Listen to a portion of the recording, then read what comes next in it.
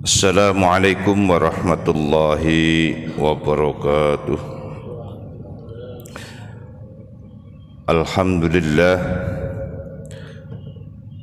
alladzi ja'ala ramadhana sayyidus syuhur wa unzila fihi al-Qur'an hudan lin-nasi wa bayyinatin minal huda wal furqan. Asyhadu an la ilaha illallah wahdahu la syarika lah wa asyhadu anna Muhammadan abduhu wa rasuluh. Allahumma salli wa sallim wa barik ala nabiyyina Muhammad wa ala alihi wa sahbihi ajma'in. Jamaah subuh Masjid Syuhada yang dimuliakan oleh Allah Subhanahu wa ta'ala, puji syukur mari kita panjatkan kehadirat Allah Subhanahu wa ta'ala atas kemurahannya. Pada detik ini kita masih diberikan kesempatan hadir di rumah Allah ini untuk bersama-sama melaksanakan ibadah fardu salat subuh secara berjamaah, dilanjutkan dengan taklim.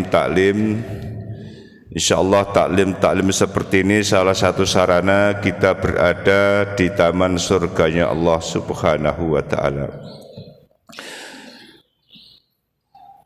Salawat dan salam mari senantiasa kita sampaikan kepada junjungan kita Nabiullah Muhammad sallallahu alaihi wasallam beserta keluarganya, sahabat-sahabatnya dan pengikutnya. Mudahan termasuk kita yang hadir di majelis yang mulia ini. Jamaah yang dimuliakan oleh Allah Subhanahu wa ta'ala, bulan Ramadan sering juga dikatakan sebagai syahrul Quran. Dengan dasar Al-Baqarah ayat 185, Allah berfirman, A'udzu billahi minasyaitonir rajim. Syahrul Ramadhan alladzi unzila fihi al-Qur'an hudan lin-nasi wa bayyinatin minal huda wal furqan. Al-ayah. Dari ayat inilah sehingga seluruh pakar tafsir mendefinisikan bulan Ramadan bulan turunnya Al-Qur'an, yang sering disebut dengan nuzulul Qur'an. Oleh karenanya Al-Quran tadi dikatakan Allah hudal linnas, sebagai petunjuk bagi manusia, wa bayyinatin minal huda wal furqan, dan dengan Al-Quran itu juga mampu menjadikan kita membedakan mana yang hak dan mana yang batil. Oleh karenanya Al-Quran ini adalah firman Allah yang diturunkan kepada Nabi Muhammad sallallahu alaihi wasallam. Maka ayat ini hampir seluruh ahli tafsir mengatakan ada salah satu ayat di dalam Al-Quran itu ciri-ciri pengikut Nabi Muhammad sallallahu alaihi wasallam. Dan ada juga yang mendefinisikan siapa yang ingin mendapatkan syafaat Rasulullah sallallahu alaihi wasallam, ia harus mengamalkan ayat ini. Ayat itu adalah surah Al-Fat ayat 29. Saya yakin jamaah sudah sering membaca ayat ini, karena ini penting sekali menjadikan landasan kita mengaku cinta kepada Rasulullah tapi tidak tahu dasarnya. Kalau di negeri kita ini dikit-dikit ditanya mana undang-undangnya. Nah, kalau kita sebagai umat Islam juga harus berani. Apa Anda mengatakan cinta kepada Nabi, dasarnya apa? Oleh karenanya dalam surat Al-Fat ini sangat jelas sekali Bapak Ibu. Ayatnya lumayan panjang tapi kita ambil seperlunya saja. Dan ayat ini juga Allah tembuskan di dalam kitab Taurat dan kitab Injil. Satu-satunya ayat dalam Al-Quran yang menjelaskan ciri pengikut Nabi Muhammad juga ada di dalam kitab Taurat dan Injil, hanya di surah Al-Fat ayat 29. Ayatnya berbunyi a'udzubillahi minasyaitonirrajim. Bismillahirrahmanirrahim. Muhammadur Rasulullah. Jadi satu-satunya ayat diawali dengan kalimat menyebut nama Rasul, Muhammadur Rasulullah. Muhammad itu adalah Rasul Allah. Dan kita semuanya wajib, karena Nabi kita Muhammad sallallahu alaihi wasallam adalah Nabi dan Rasul yang terakhir. Salah satu syarat beriman kepada Allah Subhanahu wa ta'ala. Ayat ini yang pertama dikatakan Muhammad adalah Rasul Allah. Dilanjutkan oleh Allah, walladzina ma'ahu, dan orang-orang yang bersamanya. Ada yang menafsirkan orang-orang yang mengikutinya. Ada lagi bahasa orang-orang yang mencintainya. Karena bersama itu artinya dalam bahasa Indonesia sangat banyak sekali itu. Jadi kita ngambil yang mana kalau kita mengajak mencintainya, karena bersama itu mesti cinta. Kalau tidak cinta tidak mungkin bisa bersama-sama itu. Jadi ciri pengikut Nabi Muhammad di ayat ini dikatakan yang pertama, setelah Allah tadi katakan walladzina ma'ahu, ditegaskan asyidda'u 'alal kuffar, tegas terhadap orang-orang kafir. Jadi mohon maaf kalau baca ayat ini jangan secara letterlek saja, tapi perlu dibaca bagaimana sebab-sebab turunnya ayat ini. Karena tegas dengan orang kafir ini sangat luas sekali, kita mengambil yang sederhana saja. Artinya tegas dengan orang kafir itu minimal kita tahu mana perbuatan orang yang beriman dan mana perbuatan orang-orang kafir. Karena orang kafir juga di dalam ilmu tauhid juga dibelah menjadi dua, Pak. Yang jelas-jelas bukan Islam, kafir itu. Yang kedua, orang Islam yang tidak mengerjakan sholat itu juga kafir. Di dalam salah satu hadis, bainal muslim wal kufrun tarkus sholah. Perbedaan orang muslim dengan orang kafir adalah kalau dia tidak mengerjakan sholat. Nah ini Pak yang berbahaya, orang kafir yang dari kelompok Islam sendiri. Itu yang sangat berbahaya dan itu yang mudah menghancurkan Islam itu sendiri. Dan sering mempengaruhi kita dengan berbagai merek, dengan berbagai potongan, sehingga bisa mengelabui orang. Padahal yang disampaikan adalah semata-mata ingin menghancurkan ajaran Islam di muka bumi ini. Oleh karenanya tegas di orang-orang kafir itu minimal kita tidak mengikuti ajakan-ajakan mereka itu. Karena banyak sekali Bapak Ibu, misalnya kalau kita baca dalam beberapa referensi hal-hal yang membatalkan syahadat itu sangat banyak sekali, ada termasuk 20 itu.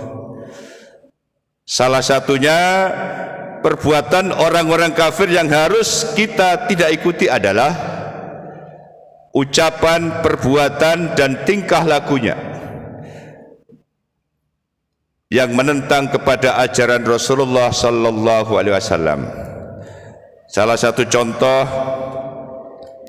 ada ayat mengatakan hendaknya kita kalau berbicara dengan orang yang lebih tua, frekuensi suara kita harus kita turunkan. Artinya la yaskhar qaumum min qaumin asa, dan seterusnya.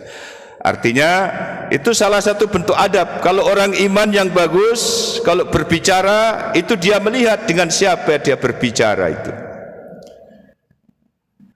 Kemudian tegas dengan orang kafir yang sangat populer di masyarakat, dan ini kadang kita tidak merasa. Mohon maaf kalau ada yang pernah melakukan. Betulnya Bapak Ibu, ulang tahun itu tidak ada larangannya itu. Karena ulang tahun itu kan bahasa Indonesia, artinya kalau di bahasa Arabnya maulid, milad, sama aja kita melakukan seperti itu. Yang dilarang itu adalah tata caranya. Sebab ulang tahun itu ada versi-versi di luar Islam yang sangat nampak sekali. Jadi mohon Bapak Ibu yang masih punya anak kecil, cucu, keluarga, kalau bikin acara ulang tahun hati-hati, jangan sampai satu ini dilakukan. Berdoa dengan bahasa seperti bahasa orang lain dan ada lilin yang dinyalakan. Mungkin Bapak Ibu pernah lihat kan? Kita bayangkan Pak, kalau ulang tahun usia 3 tahun lilinnya 3 aja, niupnya sebentar aja. Bagaimana kalau usianya 40, lilinnya 40, itu seruangan berasap semua. Kenapa kita tidak sampaikan? Karena ulang tahun yang pakai lilin adalah cara-cara yang dilaksanakan, mohon maaf, di gereja. Lagunya lagi dengan tepuk tangan, panjang umurnya, panjang tangannya, terus panjang semua maunya. Kalau bahasa yang keren lagi kan, happy birthday to you, dan seterusnya dan seterusnya. Dan ini harus kita jauhi Bapak Ibu. Kan akan sangat bagus kalau kita bikin ulang tahun, anak-anak kita panggillah ustadz-ustadznya yang ngajar di sekolah atau guru agamanya, suruh baca doa. Doa itu sangat bagus sekali. Dengan tambahnya usia kita doakan agar menjadi anak yang soleh dan solihah, menjadi anak yang berbakti kepada kedua orang tuanya, menjadikan anak ini lebih mandiri lagi. Namanya doa itu banyak, sesuai dengan yang kita inginkan. Kalau selama ini anaknya malas, minta didoakan supaya tidak malas. Makanya Bapak Ibu kalau bikin nama anak juga hati-hati, karena ada nama itu kalau disebut adalah doa, kelihatannya berbahasa Arab tapi artinya tidak bagus. Mohon maaf kalau ada namanya sama, ini kebetulan aja. Misalnya namanya Muhammad Kaslan, mohon maaf ini Bapak Ibu kalau ada keluarganya, Muhammadnya itu bagus, nama Rasul. Kaslannya ini yang nggak bagus Pak. Kaslan itu artinya pemalas. Sekali disebut kaslan, artinya pemalas. Kalau yang nyebut 1000 orang didoakan malas 1000 kali, bisa jadi malas betulan nanti. Makanya bikin nama anak keluarga yang jelas sajalah, yang enak dan artinya bagus. Misalnya pakai nama-nama Asmaul Husna. Itu juga ada aturannya, tidak boleh nama Asmaul Husna. Asmaul Husna itu nama-nama Allah yang 99, tidak boleh pas-pas juga, harus ada tambahan depannya atau tambahan belakangnya. Misalnya mau ngambil nama Rahman, tidak boleh Pak Rahman saja, harus ditambahi depannya Abdul Rahman. Atau kalau orang Grogot ini ahli bahasa itu, kalau namanya perempuan pengen dapat Rahman, namanya Rahmaniyah. Nah, sudah, artinya dibolehkan di belakang ditambah itu. Jadi dan seterusnya dan seterusnya. Kemudian ketegasan kita dengan orang-orang kafir yang sangat jelas sekali Bapak Ibu. Sekarang sudah banyak kegiatan yang sengaja ingin menunda-nunda kegiatan umat Islam.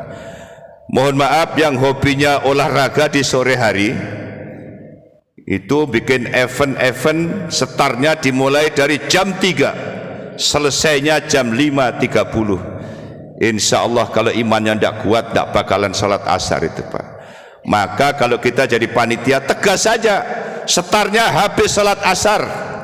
Kita contoh kemarin bola dunia itu, sebelum main sholat dulu. Kenapa kita ini umat Islam di negeri kita mayoritas dan notabene kita yang jadi panitia? Kenapa kita tidak ingat itu adalah salah satu bentuk yang harus kita tegakkan. Asyidda olal kuat, tegas dengan cara terhadap orang kafir. Dan orang kafir itu halus Pak. Yang tadi saya katakan orang Islam sendiri, cuman dia ya begitulah, mereknya saja dia Islam, tapi prakteknya silakan dilihat sendiri kan. Bikin event malam. Sekarang lagi tren kan di Grogot ini, futsal, start mulai jam 6.30, lu maghrib aja jam 6.26. Paksa yang mau main final tidak sholat maghrib ya, nanti ketinggalan Pak. Lebih berat main futsal daripada panggilan Allah. Dan seterusnya dan ini sangat banyak sekali Pak, proyek-proyek yang diciptakan oknum-oknum yang sengaja ingin merongrong kita itu. Jadi itu ciri yang pertama, nanti tolong dikembangkan sendiri. Pokoknya hal-hal yang berbau di luar ajaran Islam harus kita tinggalkan Pak, mulai sekarang itu. Yang kedua kata Allah, ruhama'u bainahum, harus berkasih sayang kepada sesamanya. Bapak Ibu, kita di dunia ini berbeda-beda agama, tapi kita tetap berkasih sayang dengan siapapun di muka bumi ini. Itu ajaran Islam itu. Ini kadang sama-sama umat Islam saja susahnya diajak akur, diajak rukun, susah betul. Sampai-sampai di negeri kita ini pemerintah mengadakan forum kerukunan umat beragama. Itu yang susah diselesaikan Bapak Ibu, bukan antar umat beragama, orang satu agama sendiri yang susah diakurkan menjadi satu itu. Padahal itu jelas ajaran Quran kan. Ruhama'u bainahum. Apapun ibadah kita, potongan kita, amaliyah kita, sedekah kita, kalau tidak berbuat baik dengan sesama manusia, bukan pengikutnya Nabi Muhammad. Mohon maaf, umroh sekian kali, haji sekian kali, sholat sekian puluh kali, sampai wah potongannya harat banar, tapi dengan sesama umat Islam saja kadang susahnya diajak berbuat baik itu. Ada cerita Pak, di satu kampung ketua RT-nya Islam, kebetulan gak cocok dengan dia, kasih undangan besok gotong royong menyambut Ramadan. Kadang akan aku hadir kalau ini jadi ketua RT. Saya bilang kenapa? Itu saingan saya di waktu pemilihan RT. Saya kalah gara-gara dia itu, tidak mau. Ini kan termasuk bentuk Pak, kalau masih punya mental seperti ini bukan umatnya Nabi Muhammad sallallahu alaihi wasallam. Jadi mari tugas kita semua, jika menemui hal-hal seperti itu, mari kita ajak rukun. Kita harus bersaudara, terutama sesama umat Islam itu. Itu yang kedua. Yang ketiga adalah tarahum ruk'an sujada yabtaghuna fadlan minallahi wa ridwana simahum fi wujuhihim min asari sujud dzalika masaluhum fit Taurat wa masaluhum fil Injil. Yang ketiga, pengikut Nabi Muhammad itu cirinya adalah selalu rukuk dan sujud mengharapkan ridho Allah Subhanahu wa ta'ala. Bapak Ibu tolong digarisbawahi, pengikut Nabi Muhammad yang ketiga adalah selalu melaksanakan sholat hanya karena mengharapkan ridho dari Allah Subhanahu wa ta'ala, bukan karena yang lain. Oleh karenanya orang yang ahli sholat gak perlu ada simbol-simbol. Artinya pakaian boleh, pakaian khusus, tapi simbol-simbol tidak ada. Karena di ayat belakang kan simahum fi wujuhi min asari sujud, di ayat yang belakang itu di muka mereka ada tanda-tanda bekas sujud. Nah, tanda-tanda bekas sujud itu Bapak Ibu hati-hati menafsirkannya. Yang sangat umum adalah tanda-tanda bekas sujud di muka kita adalah jika kita ketemu dengan orang murah senyum. Kita ketemu dengan orang menunjukkan kalau hati kita itu gak ada masalah dengan dia. Bapak Ibu mungkin belum pernah merasakan ketemu dengan orang terus dicuekin tuh. Kita asalnya beradab sini kan jalan tiba-tiba begini. Itu perasaan kita Masya Allah Pak, luar biasa itu. Dilarang itu dalam Islam.